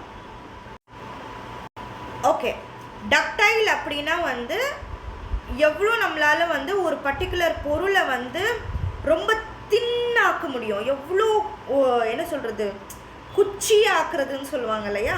ஸோ ஒரு பர்டிகுலர் எலிமெண்ட்டை வந்து எவ்வளோ நம்மளால் தின் பண்ணி ஒரு வயர் மாதிரி ஃபார்மில் கொண்டு வர முடியும். ஓகே, அது வந்து டக்டைல் அப்படின்னு சொல்லி. என்னால் வந்து காப்பரை வயர் ஆக்க முடியும்ல, ஸோ காப்பர் வந்து ஹைலி டக்டைல் அப்படின்னு சொல்லுவோம். மீலியபிள்னா அதை எப்படி தட்டி எவ்வளோ ஃப்ளாட் ஆக்க முடியும், அதான் malleable. Good conductors of heat and electricity அப்படின்னா ஹீட்டும் எலக்ட்ரிசிட்டியும் அது வந்து ஈஸியாக என்ன பண்ணும், மெட்டல்ஸ் கண்டக்ட் பண்ணும். ஓகேவா, கண்டக்ட்னா அதுக்குள்ளே வந்து ஹீட்டும் எலக்ட்ரிசிட்டியும் பாஸ் ஆக முடியும். புரியுதா? நான் மெட்டல்ஸ் ஆர் ஜென்ரலி டல்லாக இருக்கும், பிரிட்டிலாக இருக்கும், நம்ம வந்து எந்த ஒரு ஷேப்பும் சேஞ்ச் பண்ண முடியாது. Poor conductor of heat and எலக்ட்ரிசிட்டியாக இருப்பாங்க நான் மெட்டல்ஸ். அடுத்தது மெட்டல்ஸ் வந்துட்டு நார்மலாக வந்து பாசிட்டிவ் அயான்ஸ், கேட்டயான்ஸ் ஃபார்ம் ஆகிடுவாங்க சீக்கிரமாக. ஏன் அப்படின்னு பார்த்தீங்கன்னா ஈஸியாக அவங்க வந்து எலக்ட்ரான்ஸை கொடுத்துருவாங்க. நான் இப்போவே சொன்னேன், எலக்ட்ரான்ஸ் கம்மியாயிருச்சுன்னா ப்ளஸ் அப்படின்னு எழுதுவோம். ஓகே, எலக்ட்ரான்ஸ் 2 எலக்ட்ரான்ஸ் இல்லைன்னா 2e+ அப்படின்னு எழுதுவோம். அப்போ என்ன அர்த்தம், பிக்குள்ளே வந்து 2 எலக்ட்ரான்ஸ் கம்மியாக இருக்குது அப்படின்னு அர்த்தம். ஸோ அப்போ இவங்க என்னது, ப்ளஸ் சார்ஜ் இருந்தாங்கன்னா இவங்க யார், கேட்டயான்ஸ். ஸோ மெட்டல்ஸ் வந்து ஈஸியாக கேட்டயான்ஸாக மாறிடுவாங்க. Non metals form negative ions, anions by gaining electrons. நான் ஃபார் எக்ஸாம்பிள் என்கிட்ட 2 எலக்ட்ரான் அதிகமாக இருக்குது அப்படின்னா 2e- எழுதுவேன். ஸோ இது என்னது, இது ஆனயான். நெகட்டிவ் அயான்ஸ் என்னன்னு சொல்லுவோம், ஆனயான்ஸ் அப்படின்னு சொல்லுவோம். ஸோ நான் மெட்டல்ஸ் வந்து ஆனயான்ஸாக இருப்பாங்க. Sodium and potassiums are soft metals that can be cut with a knife. ஓகேவா? ஆல்ரைட், சரி பார்த்துட்டோமா. அடுத்தது mercury. Mercury is the only metal that is liquid at room temperature. Important point. சரியா? Iodine என்னது, நான் metal, but அதுக்கு என்ன இருக்குது, shining appearance இருக்குது. அடுத்தது metals react with oxygen to form basic oxides. Metals வந்து ஆக்சிஜனோட ரியாக்ட் ஆச்சுன்னா என்ன கொடுக்கும், basic oxide. For example sodium oxide, calcium oxide. Okay, non metals ஆக்சிஜனோட ரியாக்ட் பண்ணாங்கன்னா என்ன ஆக்சைட்ஸ் கொடுப்பாங்க, அசிடிக் ஆக்சைட்ஸ் கொடுப்பாங்க. Like for example carbon dioxide and sulphur dioxide. Non metals react ஆனால் அசிடிக் ஆக்சைட்ஸ் கொடுப்பாங்க. மெட்டல்ஸ் ரியாக்ட் பண்ணாங்கன்னா ஆக்சிஜனோட basic oxides கொடுப்பாங்க. இவ்வளோ மட்டும் ஞாபகம் வச்சுக்கோங்க. Amphoteric oxide for example aluminium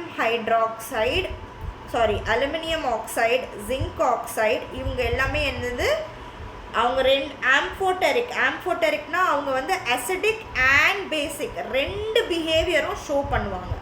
அந்த மாதிரியான ஆக்சைட்ஸை ஆம்ஃபோடெரிக் அப்படின்னு சொல்லுவோம். Important question, what are amphoteric oxide which show both acidic and basic behaviour. சரியா, புரியுதுன்னு நம்புகிறேன். அடுத்த point. Okay, metals like iron corrode when exposed to air and moisture. Iron that is துரு பிடிக்கும் இல்லையா. ஸோ வெளியே வச்சோன்னா ஆக்சிஜனுக்கும் தண்ணிக்கும் தட் இஸ் எக்ஸ்போஸ்டாக வச்சோம் அப்படின்னா அதை துரு பிடிக்கும், ரஸ்டிங் ஆகும் அப்படின்னு சொல்கிறாங்க. Rusting of iron can be prevented by galvanisation. So iron வந்து துரு பிடிக்காமல் இருக்கிறதுக்கு நம்ம என்ன பண்ணுவோம், அயன் மேலே ஒரு ஜிங்க் கோட் போடுவோம். ஓகேவா, அயன் இப்படி இருக்குது அப்படின்னா, இரும்பு இருக்குன்னா இரும்புக்கு மேலே நம்ம என்ன கோட்டிங் கொடுப்போம், ஜிங்கோட கோட்டிங் கொடுப்போம். இந்த ப்ராசஸை தான் என்னன்னு சொல்கிறாங்க, கேல்வனைசேஷன் அப்படின்னு சொல்கிறாங்க. புரியுதா? Metals are used in construction, transport, machineries and electrical equipments. Non-metals like oxygen, nitrogen, carbons are very very essential for life. இதெல்லாம் importance. Diamond and graphite are allotropes of carbon. allotropesனா என்னது, டிஃப்ரெண்ட் ஸ்ட்ரக்சர், கார்பனை ஒரு different ஸ்ட்ரக்சரில் arrange ஆயிருக்குன்னா அது கார்பனோட allotrope அப்படின்னு சொல்லுவோம். சரியா? ஸோ கிராஃபைட்டாகவும் சரி டைமண்டும் சரி எதனால் உருவாயிருக்காங்க? கார்பனால் உருவாயிருக்காங்க. பட் கார்பனோட ஸ்ட்ரக்சர் எப்படி இருக்குது? டிஃப்ரெண்ட்டாக இருக்குது. டைமண்ட்லேயும் கிராஃபைட்லேயும் அவங்களோட ப்ராப்பர்ட்டிஸும் ரொம்ப ரொம்ப டிஃப்ரெண்ட்டாக இருக்கும். அதனால தான் அவங்க ரொம்ப காஸ்ட்லி.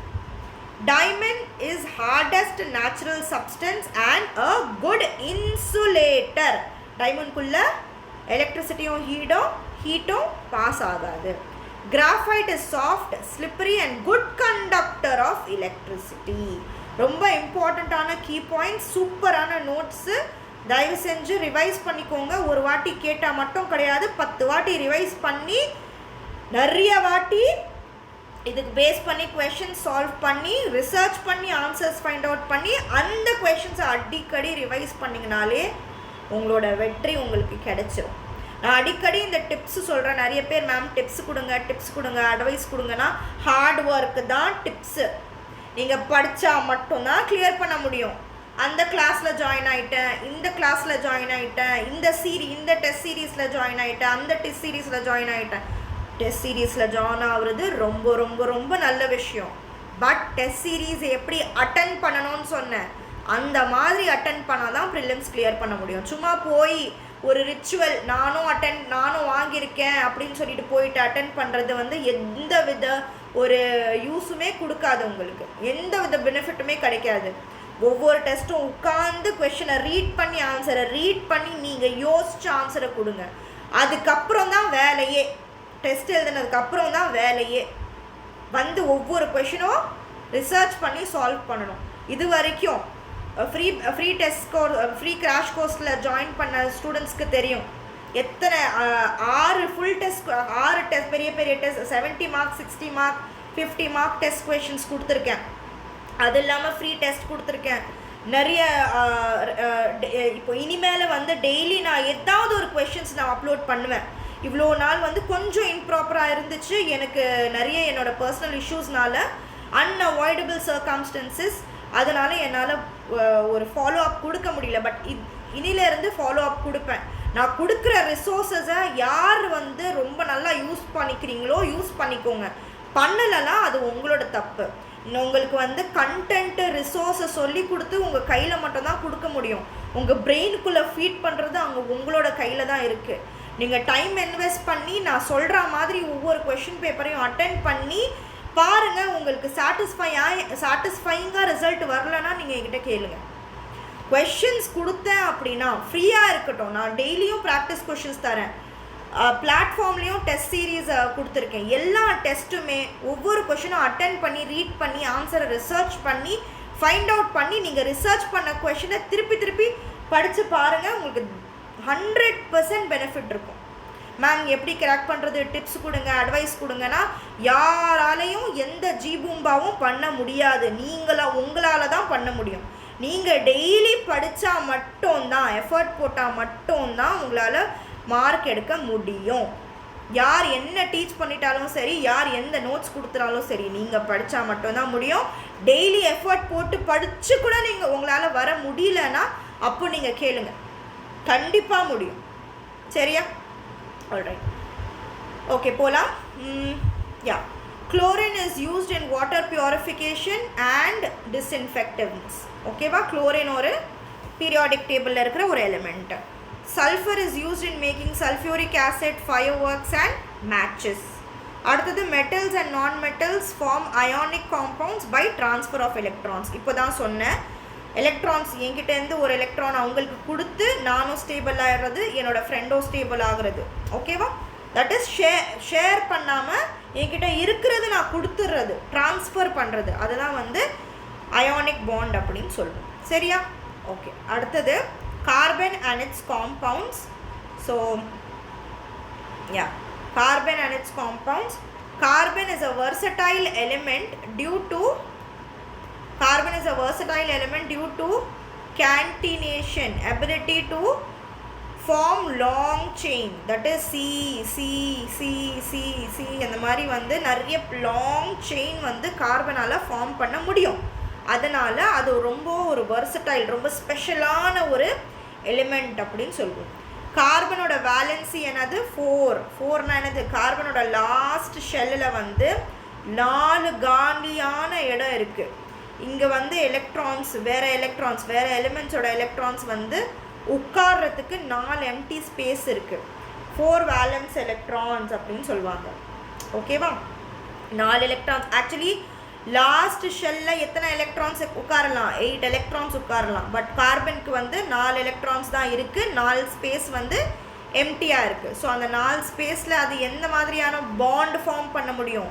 கோவேலண்ட் பாண்ட், ஷேரிங் மூலமாக ஃபார்ம் ஆகிற பாண்டு ஃபார்ம் ஆக முடியும் அப்படின்னு சொல்கிறாங்க. Carbon compounds are generally poor conductors of electricity. allotropes of carbon என்னது? டைமண்ட், கிராஃபைன், ஃப்ளூரின் இதெல்லாம் வந்து allotropes of carbon. Diamond is hard, used in cutting tools. Okay, graphite soft. So இதெல்லாம் வந்து ப்ராப்பர்ட்டிஸ் ஆஃப் கார்பன் காம்பவுண்ட்ஸ். சரியா? Okay. அடுத்தது பார்த்தீங்கன்னா fluorine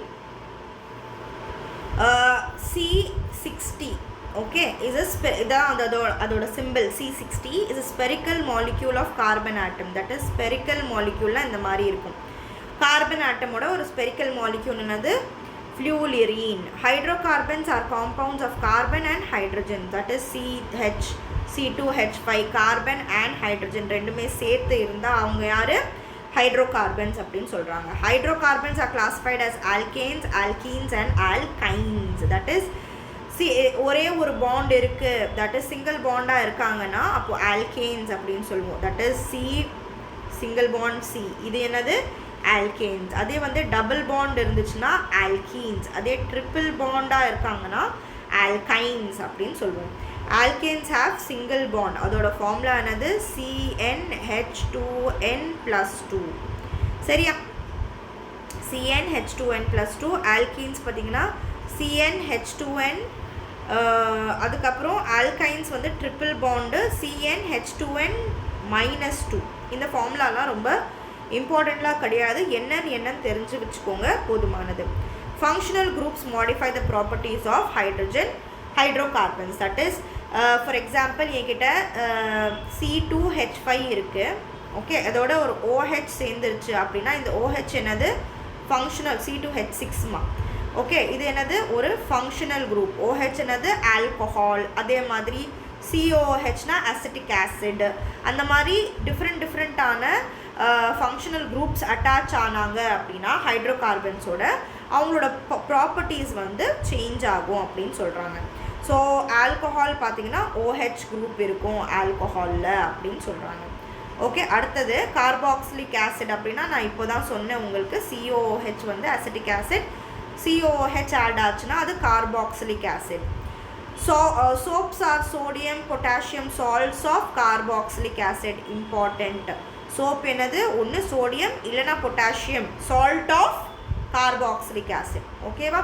so அப்படி தான் வந்து சோப்போட ஃபார்முலா இருக்கும். கார்பாக்சிலிக் ஆசிட் அதில் இருக்கும். Detergents are sodium salt of long chain of sulphonic acid. Important. டிட்டர்ஜென்ட்டில் என்ன இருக்கும்? Long chain of sulphonic acid இருக்கும். Carbon compounds undergo combustion to produce carbon dioxide and water. that is இந்த carbon compounds இருக்கு இல்லையா, இப்போ நம்ம பேசிகிட்டு இருக்கோம் இல்லையா, இவங்க வந்து பேர்ன் ஆனாங்கன்னா, எரிச்சோம் அப்படின்னா நம்மளுக்கு என்ன கிடைக்கும்? கார்பன் டை ஆக்சைடும் வாட்டரும் கிடைக்கும். இவங்களை கார்பன் காம்பவுண்ட்ஸை இன்கம்ப்ளீட் சரியாக எரிக்காமல் விட்டோம் அப்படின்னா நம்மளுக்கு என்ன கிடைக்கும்? கார்பன் மோனோஆக்சைடு கிடைக்கும் அப்படின்னு சொல்கிறாங்க. Carbon and it's compounds R widely used. எங்கெங்கே கார்பன் அண்ட் காம்பவுண்ட்ஸ் யூஸ் பண்ணுறாங்க? ஃபியூல்ஸில், பிளாஸ்டிக்ஸில், மெடிசனில், இண்டஸ்ட்ரீஸ்லலாம் நம்ம என்ன யூஸ் பண்ணுறாங்க? இந்த கார்பனும் அவங்களோட காம்பவுண்ட்ஸும் யூஸ் பண்ணுறாங்க. ஓகேவா? அடுத்தது பெட்ரோலியம் ப்ராடக்ட்ஸ். ஓகே, ஸோ அடுத்த பாயிண்ட்டு பெட்ரோலியம் ப்ராடக்ட்ஸ். பெட்ரோலியம் எங்கேருந்து வருது அப்படின்னு பார்த்தீங்கன்னா, petroleum is a Fasal fuel. Fasal அப்படின்னா என்னது? ஃபாசல் அப்படின்னா வந்து என்ன சொல்கிறது, ரொம்ப வருஷமாக வந்து பூமிக்கு அடியில் இருக்கிற ரொம்ப வருஷமாக அதை போன்ஸ், எறும்பு, எலும்பு, அதுக்கப்புறமா பழைய அனிமல்ஸோட டெட் ப்ராடக்ட்ஸு, பிளான்ஸோட டெப்ரிஸ், அதெல்லாம் டெப்ரிஸ்லாம் என்னன்னு தெரியுதில்ல. இப்போ ஃபார் எக்ஸாம்பிள் இறந்துட்டோம் அப்படின்னா நம்மளோட போன்ஸ்லாம் இருக்கும்ல, ஸோ அந்த போன்ஸ்லேருந்து, அனிமல்ஸோட போன்ஸ்லேருந்து, பிளான்ஸோட ரிமைன்ஸ்லேருந்து வரது தான் ஃபாசில் ஃபியூல்ஸ் அப்படின்னு சொல்லுவாங்க. Okay, dead plants and animals buried under earth for millions of years அப்புறம் மில்லியன்ஸ் ஆஃப் இயருக்கு முன்னாடி வந்து ஏதாவது ஒரு அனிமல் வந்து செத்து அதோட பாடி அறுத்துக்குள்ளே புதைச்சிருந்துச்சு அப்படின்னா அங்கேருந்து அந்த போன்ஸ்லேருந்து தான் நம்மளுக்கு என்ன கிடைக்கும், நம்மளுக்கு ஃபாசல் ஃபியூல்ஸ் கிடைக்கும். புரியுதா? ஓகே, ஒரு நிமிஷம். ஓகே, அடுத்தது petroleum is also called as crude oil before refining. refine ஆகிறதுக்கு முன்னாடி பெட்ரோலியமை crude oil அப்படின்னு சொல்லுவோம். petroleum is refined by the process of fractional distillation. எந்த ப்ராசஸ்? இம்பார்ட்டன்ட் பாயிண்ட், fractional distillationனால தான் பெட்ரோலியமை ப்ராசஸ் பண்ணுறாங்க அப்படின்னு சொல்கிறாங்க. அடுத்தது the first fraction obtained is petroleum gas. So fractional distillationல ஃபஸ்ட்டு ஃப்ராக்ஷன், ஃபஸ்ட்டு என்ன பொருள், எப்படி எந்த ஃபார்மில் இருக்குது பெட்ரோலியம் அப்படின்னா கேஸ் ஃபார்மில் இருக்குது. எல்பிஜி, லிக்விட் பெட்ரோலியம் கேஸ் ஃபார்மில் இருக்குது ஃபஸ்ட்டு ஃப்ராக்ஷன். அதுக்கப்புறம் petrol, gasoline is used as fuels in ஆட்டோமொபைல்ஸ்லலாம் நம்ம பெட்ரோல் தான் யூஸ் பண்ணுறோம். Kerosene is used in stove, lamps and aviation fuel. Aviation அந்த ஃப்ளைட்லலாம், ஓகே, பறக்கிறதுக்காக. ஓகே, அடுத்தது diesel is used in buses, lorries, tractors, ஜென்ரேட்டர்ஸ்லாம் வந்து டீசல் யூஸ் பண்ணுறாங்க. ஸோ இது எல்லாமே வந்து டிஃப்ரெண்ட் வெரைட்டிஸ் ஆஃப் ஃபியூல்ஸ், எரிபொருளோட டிஃப்ரெண்ட் வெரைட்டி. ஓகேவா? எல்பிஜி, பெட்ரோல், கெரோசின், டீசல், இது எல்லாமே. சரியா? அடுத்தது lubricating oil is used to reduce friction in machines. ஃப்ரிக்ஷன்னா என்னன்னு தெரியும் இல்லையா? தடுக்கிற ஃபோர்ஸ் தான் ஃப்ரிக்ஷன் அப்படின்னு சொல்லுவோம். அதை ரெடியூஸ் பண்ணுறதுக்காக நம்ம ஆயில்ஸ்லாம் யூஸ் பண்ணுவோம். ஓகே, ஜாம் ஆகாமல் ஒரு மிஷின் ரன் ஆகிட்டுருக்குன்னா அந்த மிஷின் ஜாம் ஆகாமல் ரன் ஆகுறதுக்கு நம்ம என்ன யூஸ் பண்ணுறோம்? லூப்ரிகேட்டிங் ஆயில் யூஸ் பண்ணுறோம். அடுத்தது paraffin wax is used in making candles, ointments and polishes. So எதெல்லாம் யூஸ் பண்ணுறாங்க? paraffin wax, ointmentsலேயும் பாலிஷ்லேயும்லாம் யூஸ் பண்ணுறாங்க. bitumen, that is asphalt, okay, asphalt salt அப்படின்னு சொல்லுவோம், is used for road surfacing போடுறதுக்காக bitumen use பண்ணுறாங்க. Petroleum ப்ராடக்ட்ஸை பற்றி நம்ம படிச்சுட்ருக்கோம். இது பெட்ரோலியமோட இம்பார்ட்டன்ஸ். ஓகேவா? ஓகே, அடுத்தது petroleum coke is used as an industrial ஃபியூலாக வந்து பெட்ரோலியம் கோக்கை யூஸ் பண்ணுறோம். Petrochemicals are raw materials for plastic, synthetic fibres and detergent.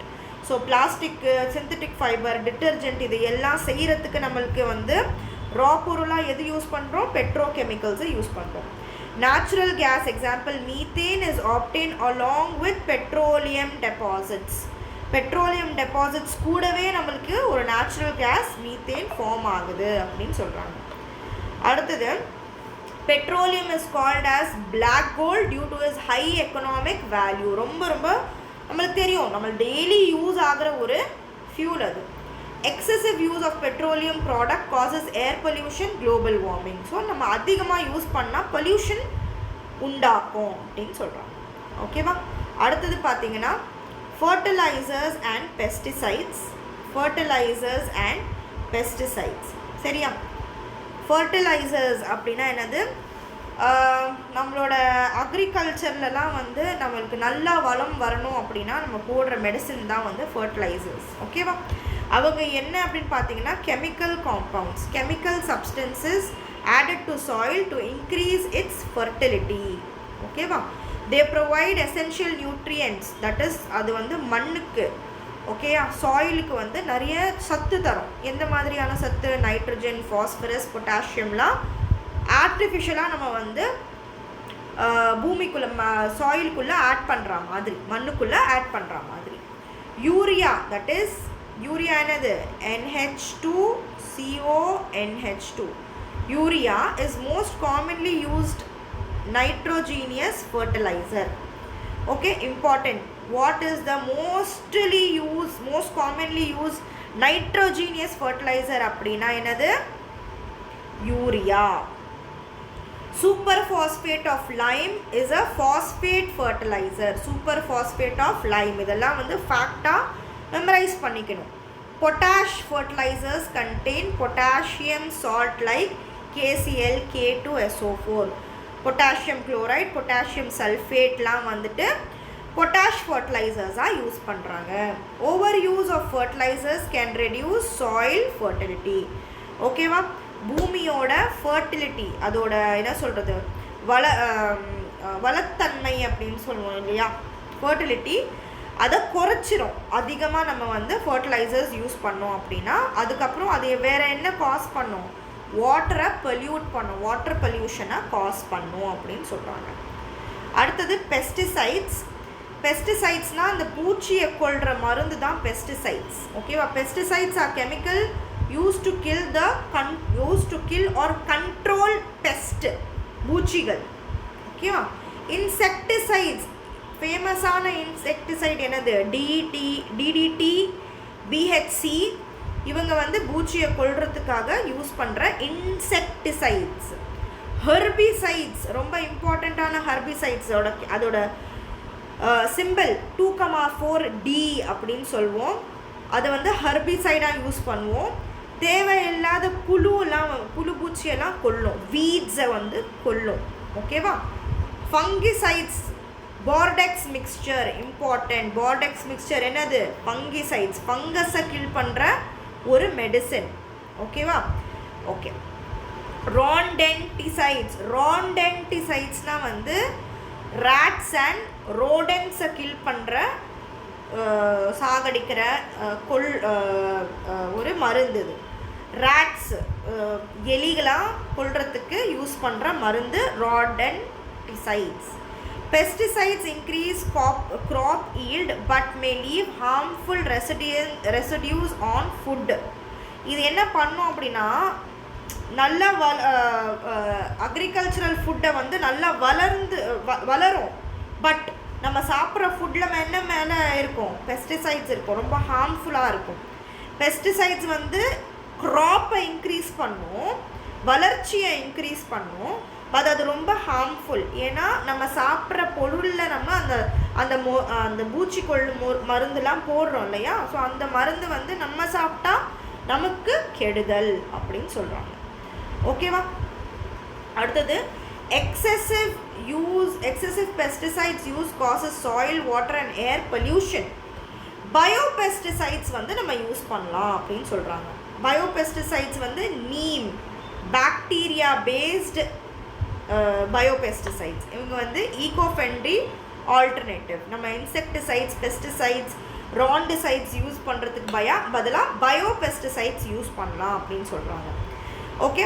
Integrated pest management, IPM ரொம்ப இம்பார்ட்டண்ட்மா. உங்கள் மெயின்ஸ்லாம் நீங்கள் எழுதுறதுக்கு யூஸ் பண்ணலாம். Integrated pest management reduces chemical pesticides by combining natural methods. நிறைய நேச்சுரல் மெத்தட்ஸை கம்பைன் பண்ணி கெமிக்கல் பூச்சி மருந்துகளை வந்து குறைக்கலாம் அப்படின்னு சொல்கிறோம். சரியா? ஸோ இது போல் தான் கெமிஸ்ட்ரி போர்ஷன் ஃபுல்லாக நம்ம வந்து ஒரு ஸ்பீடு கிராஷ் கோர்ஸாக நம்ம முடிச்சிட்டோம். ஓகேவா? ஸோ நீங்கள் வந்து இந்த நான் கொடுத்துருக்குற இந்த PDF பார்த்தீங்கன்னா இந்த டிஸ்கிரிப்ஷன்லேயும் நான் வந்து இந்த PDFோட லிங்க் வந்து இந்த டிஸ்கிரிப்ஷனில் அட்டாச் பண்ணுறேன். ஓகேவா? என்னோடய காண்டாக்ட் நம்பர் வந்து 9841727122. ஏதாவது டவுட்ஸ் இருந்துச்சுன்னா நீங்கள் வந்து இந்த நம்பருக்கு காண்டாக்ட் பண்ணுங்கள். இந்த அதுக்கப்புறமா வந்து mashoodafirdaus.graphy.com போனீங்கன்னா இது நான் இப்போ யூடியூப்லேயும் நிறைய பேர் பார்த்துட்ருப்பீங்க. யூடியூப்பில் பார்க்காம என்னோடய பிளாட்ஃபார்மில் நீங்கள் பார்த்தீங்கன்னா உங்களுக்கு என்ன பெனிஃபிட் அப்படின்னா, ஷெட்யூல் இருக்கும். உங்களால் வந்து அந்த ஷெட்யூலை ஃபாலோ பண்ணிட்டு வரலாம். அதுவும் இல்லாமல் ஃப்ரீ டெஸ்ட்டும் வந்து அந்த ஷெட்யூல்லையும் இருக்கும். ஸோ நீங்கள் ஃப்ரீ டெஸ்ட்டு அட்டென்ட் பண்ணலாம். அதுவும் இல்லாமல் ஒரே இடத்துல, தட் இஸ் இந்த வீடியோ நோட்ஸ், வீடியோவுக்கு கீழேயே வந்து இந்த பர்டிகுலர் வீடியோட நோட்ஸும் உங்களுக்கு ஒரே இடத்துல அவைலபிளாக இருக்கும். ஸோ mashudafirdows.graphy.com போயிட்டு ஃப்ரீ கிராஷ் கோர்ஸ் இருக்கும், அது கிளிக் பண்ணிங்கனாலே உங்களுக்கு ஃபுல் ஷெட்யூல் இருக்கும். அங்கே வந்து உங்களுக்கு நோட்ஸும் கிடைக்கும், உங்களுக்கு டெஸ்ட்டும் இருக்கும். ஓகேவா? சில பேருக்கு வந்து இந்த பிளாட்ஃபார்ம்குள்ளே போயிட்டு ஆக்சஸ் பண்ணுறது கொஞ்சம் டிஃபிகல்ட்டாக இருக்கிறதுனால நான் டைரெக்டாக யூடியூப்லேயே லிங்க் போடுறேன். ஓகேவா? டைரெக்டாக யூடியூப்பில் பார்க்குறவங்களும் வந்து இந்த லிங்க்கில் ஃப்ரீ கிராஷ் கோர்ஸ்குள்ளே போய் ஃப்ரீயாக என்ரோல் ஆகிட்டிங்கன்னா உங்கள் டேஷ்போர்டில் இந்த ஃப்ரீ கிராஷ் கோர்ஸ் ஆக்டிவ் ஆகிடும். ஆக்டிவ் ஆகிடுச்சு அப்படின்னா நீங்கள் வந்து அங்கேயே நான் போடுற வீடியோஸ் அங்கேயும் நீங்கள் வாட்ச் பண்ணிக்கலாம். அங்கேயே உங்களுக்கு நோட்ஸும் கிடைக்கும், அங்கேயே உங்களுக்கு டெஸ்ட்டும் கிடைக்கும். ஓகேவா? இன்னொரு வாட்டி நான் ரீஇட்டரேட் பண்ணுறேன், வெறும்னே கிளாஸ் கவனிச்சுட்டே இருந்தால் மட்டும் போதாது. நீங்கள் கவனிக்கிறது, நீங்கள் ப்ராக்டிஸ் பண்ணணும், நீங்கள் ரிவைஸ் பண்ணணும். அது மட்டும் இல்லாமல் டெஸ்ட் சீரீஸ் தயவு செஞ்சு வாங்கி ப்ராக்டிஸ் பண்ணுங்கள். நீங்கள் டெஸ்ட் சீரீஸ் எப்படி படிக்கணும்னு கூட நான் சொல்லிட்டேன். ஒவ்வொரு டெஸ்ட் கொஷினும் ரீட் பண்ணி அதோட ஆன்சர்ஸை பாருங்கள்.